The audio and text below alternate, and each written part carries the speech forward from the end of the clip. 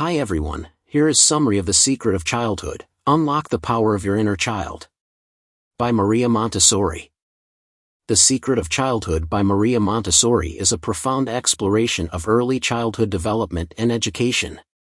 Montessori, an Italian physician and educator, delves into the innate potential of children and the critical role of the environment in nurturing their growth.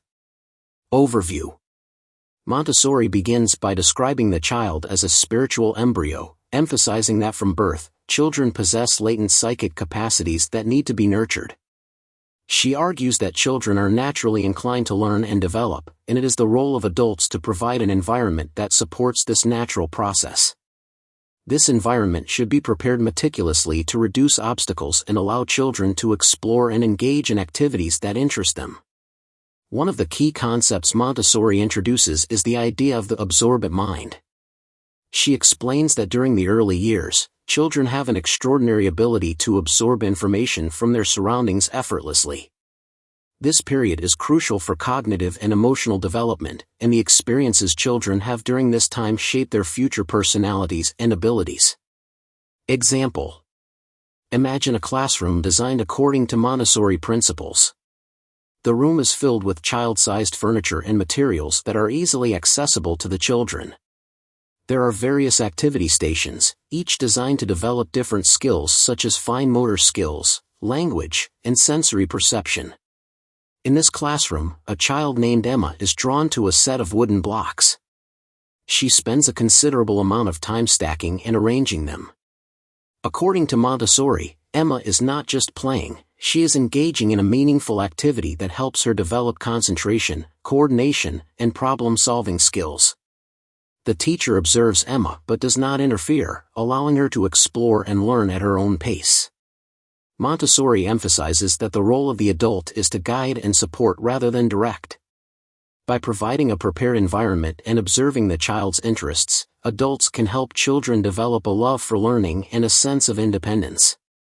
This approach contrasts with traditional education methods that often rely on rewards and punishments to motivate children. In summary, The Secret of Childhood highlights the importance of respecting the child's natural development process and creating an environment that fosters growth and learning. Montessori's insights continue to influence educational practices worldwide, emphasizing the need to understand and support the unique potential of each child. Chapter 1: Children's Psychological Development. The characteristics of children's psychological development, emphasizing the unique and profound ways in which children grow and learn.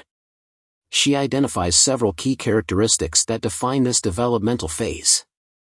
Characteristics of children's psychological development.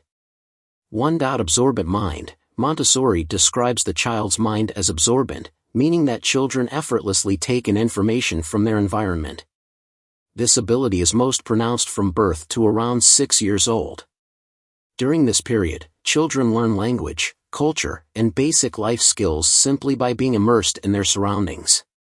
2. Sensitive periods. Montessori identifies specific times in a child's development when they are particularly receptive to learning certain skills or knowledge. These sensitive periods include language acquisition, order, sensory refinement, and movement. During these times, children are intensely focused on mastering these skills. 3. Need for independence. Children have a natural drive towards independence. They seek to do things by themselves and take pride in their accomplishments. This drive is crucial for their self-esteem and confidence. 4. Love of repetition. Montessori observed that children often repeat activities many times.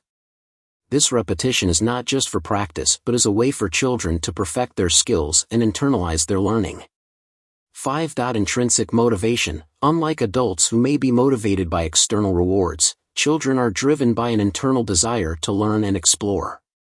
They engage in activities for the sheer joy of discovery and mastery. Example: consider a Montessori classroom where a child named Liam is deeply engaged in a practical life activity. He is learning to pour water from a small pitcher into a series of cups. This activity might seem simple, but it is rich with developmental benefits. Absorbent mind. Liam is absorbing the process of pouring, the feel of the pitcher, the sight of the water, and the coordination required to complete the task without spilling. His mind is taking in all these details effortlessly. Sensitive periods. Liam is in a sensitive period for order and coordination. He is drawn to activities that involve precise movements and sequences, which help him refine his motor skills and sense of order. Need for independence. By pouring water himself, Liam is exercising his independence. He feels a sense of accomplishment and pride in being able to complete the task on his own. Love of repetition. Liam repeats the pouring activity several times. Each repetition helps him improve his technique and gain confidence in his abilities. Intrinsic motivation. Liam is not pouring water to receive praise or a reward. He is motivated by his own curiosity and the satisfaction of mastering a new skill. Montessori's insights into children's psychological development highlight the importance of providing an environment that supports these natural tendencies. By understanding and respecting these characteristics, adults can create learning experiences that are both meaningful and enjoyable for children. Chapter 2: The harm caused by incorrect education methods. The significant harm that can be caused to children by incorrect education methods. She emphasizes that traditional approaches often misunderstand the nature of childhood and inadvertently suppress the child's natural development. The harm caused by incorrect education methods. 1. Suppression of natural instincts. Montessori argues that many traditional education methods suppress children's natural instincts to explore and learn. When children are forced to conform to rigid structures and schedules, their innate curiosity and desire to work are stifled. This suppression can lead to what Montessori calls psychological fugues, where children become disengaged and lose their enthusiasm for learning. 2. Forced obedience. Another harmful practice is the imposition of strict obedience. When children are constantly forced to obey orders without understanding the reasons behind them, it can lead to psychological disorders. This approach undermines the child's sense of autonomy and can result in feelings of resentment and rebellion. 3. Overindulgence. On the other end of the spectrum, fulfilling every desire of the child without setting boundaries can also be detrimental. This can lead to greediness and a lack of self-discipline. Children who are overindulged may struggle with frustration and disappointment when they encounter limits later in life. Example. Consider a traditional classroom where children are expected to sit quietly at their desks for long periods, listening to the teacher and completing worksheets. In this environment, a child named Alex, who is naturally curious and energetic, finds it difficult to stay still and focus on the tasks at hand. Suppression of natural instincts. Alex's natural inclination to move around and explore is suppressed. He is reprimanded for fidgeting and daydreaming, which leads to a loss of interest in learning. Over time, Alex becomes disengaged and starts to associate school with boredom and frustration. Forced obedience. The teacher enforces strict rules, expecting immediate compliance without explanation.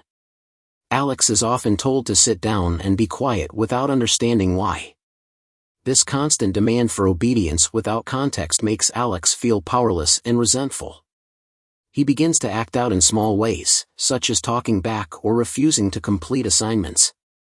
Overindulgence. At home, Alex's parents, feeling guilty about his struggles at school, overcompensate by giving in to his every whim. They avoid setting boundaries, hoping to make him happy. As a result, Alex becomes accustomed to getting what he wants and struggles with frustration when things don't go his way. Montessori's approach contrasts sharply with this traditional model.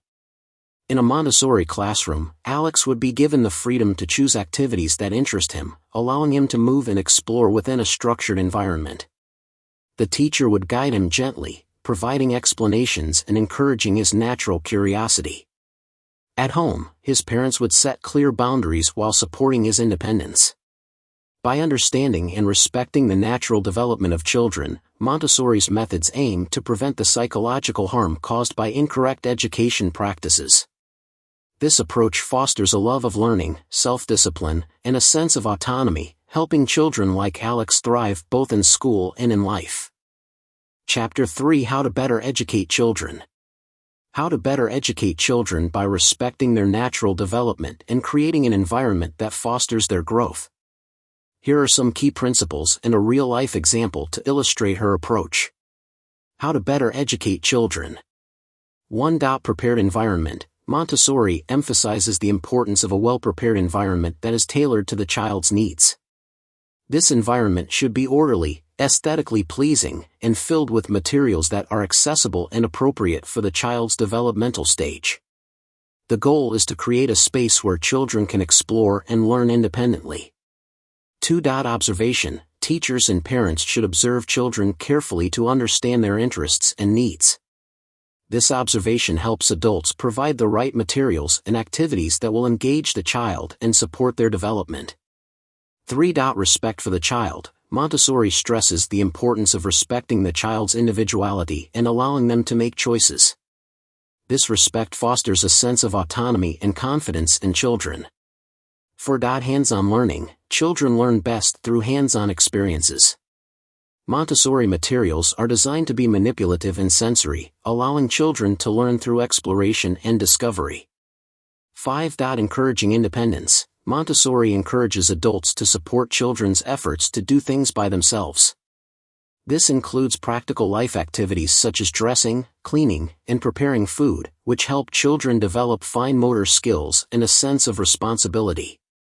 Example.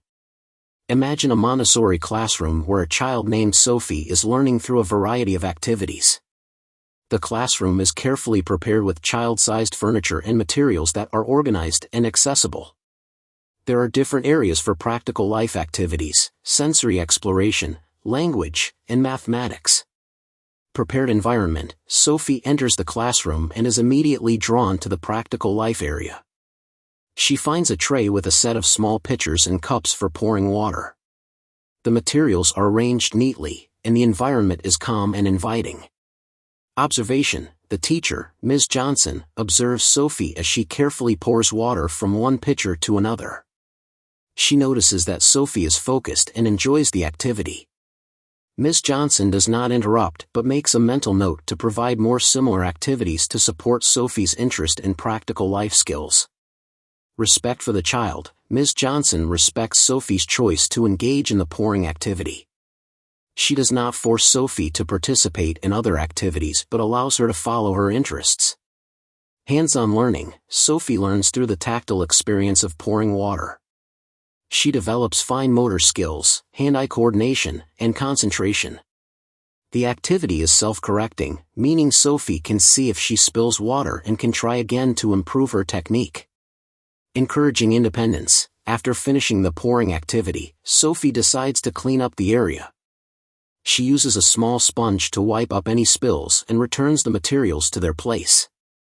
Ms. Johnson encourages this independence by providing the necessary tools and allowing Sophie to take responsibility for her environment. Through these principles, Montessori's approach to education helps children like Sophie develop a love for learning, independence, and confidence. By creating a supportive and respectful environment, adults can better educate children and help them reach their full potential. Chapter 4 Conclusion.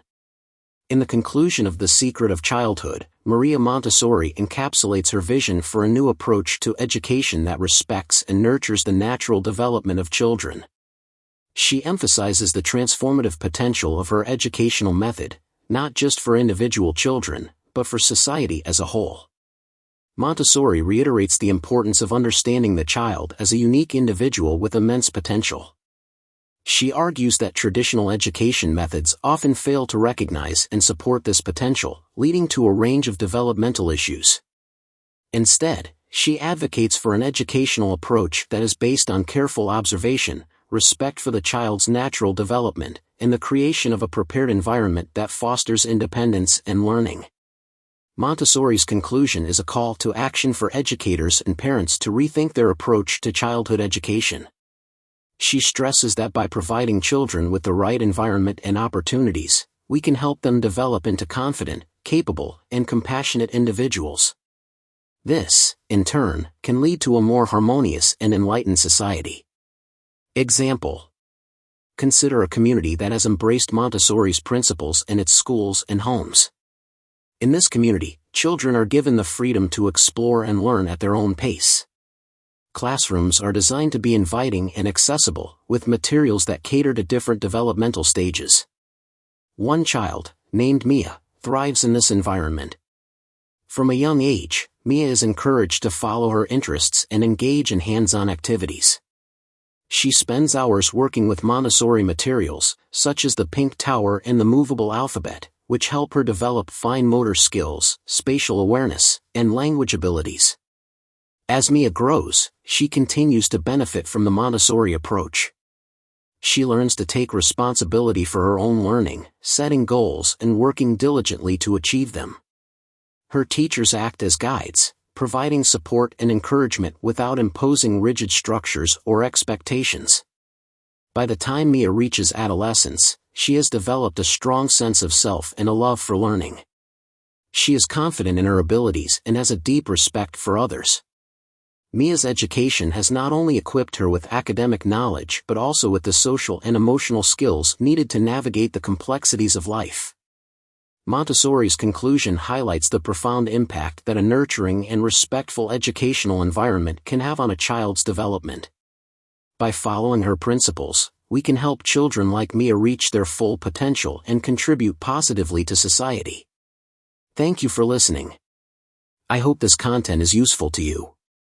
If you like this kind of content, please like, share, and subscribe to our channel to support our team.